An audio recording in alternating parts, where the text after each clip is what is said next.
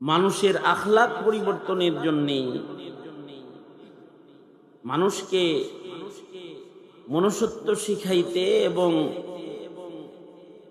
আখলাক চরিত্রে আল্লাহর পছন্দের মানুষ বানাইতে আল্লাহ পাক যুগে যুগে নবী রাসূলগণকে প্রেরণ করেছিলেন। নবীরা ছিলেন মানুষের আখলাক পরিবর্তনের শিক্ষক। আল্লাহ পাক বাবা আদম থেকে শুরু করে আমাদের নবী পর্যন্ত সকল পয়গম্বরকেই জমানার মানুষের চরিত্র ঠিক করার জন্য, আখলাক ঠিক করার জন্য জমিনে প্রেরণ করেছিলেন।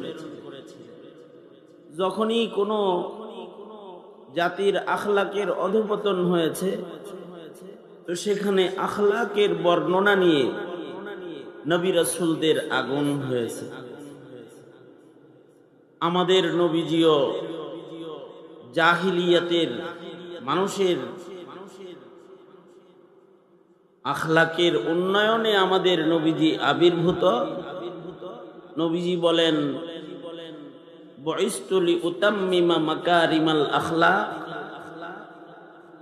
নবী বলেন, আমি আবির্ভূত মানুষকে সর্বোত্তম চরিত্র শিক্ষা দেওয়ার জন্য। সর্বোত্তম চরিত্র মাধুরী নিয়েই নবীজি আগমন করেছেন। আল্লাহ তাআলা আমাদের নবী আলাইহিস সালাতু ওয়াস সালামকে আখলাকের ভেতরে শ্রেষ্ঠ যেটা সেটা দান করেছেন। সূরাতুল কলম আয়াত নাম্বার 4 আল্লাহ পাক বলেন, ইন্নাকা লাআলা খুলুকিন আযীম। নিশ্চয়ই আপনাকে সর্বোত্তম চরিত্র মাধুরী যেটা সেটা আপনাকে দেয়া হয়েছে। আপনি তো সর্বোত্তম চরিত্রের অধিকারী। আমাদের নবীজিকে এমন চরিত্র মাধুরী আল্লাহ দিয়েছিলেন যেটা শ্রেষ্ঠ, এটা খুলুকে আযীম, আখলাক হাসান, করিম, আযীম। হাসান যেটা, এটাও